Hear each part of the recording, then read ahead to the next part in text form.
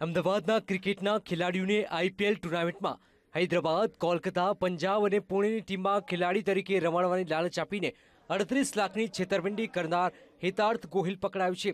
આરોપી પાસેથી બીસીસીઆઈના જનરલ સેક્રેટરીના સહીવાળા દસ્તાવેજો અને ખેલાડીઓના બોગસ આઈ કાર્ડ મળી આવ્યા છે।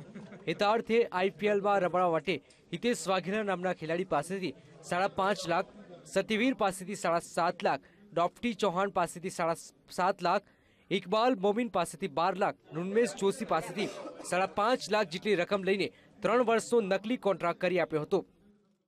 હું પ્રોફેશનલ ક્રિકેટ રમું છું અને મારા જે સત્યવીર હિતેશ વાઘેલા ને એ બધા મારા ભાઈબંધો છે, ઉન્મેશ જોશીને એમને પહેલાં થયેલું હતું અને એમનો કોન્ટ્રાક્ટ થયો પછી મારે લેટ થયો હતો, એ કરીને મારે 12 લાખ રૂપિયામાં કોન્ટ્રાક્ટ થયો હતો, એ રીતનું હતું।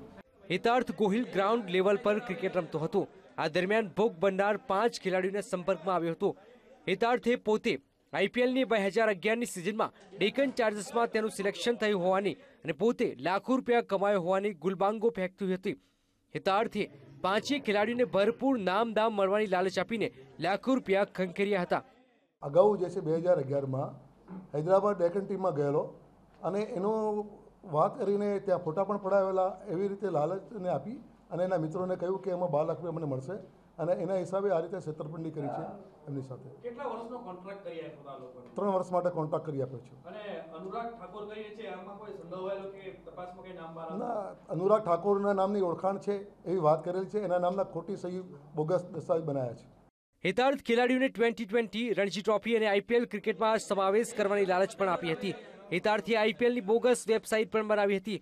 આ કૌભાંડમાં અન્ય આરોપીઓ પણ સંડોવાયેલા હોય તેવી શક્યતાના આધારે ક્રાઇમ બ્રાન્ચે વધુ તપાસ શરૂ કરી છે। કેમેરામેન પ્રવીણ વાઘેલા સાથે અનિતા ભટ્ટની વીટીવી અમદાવાદ।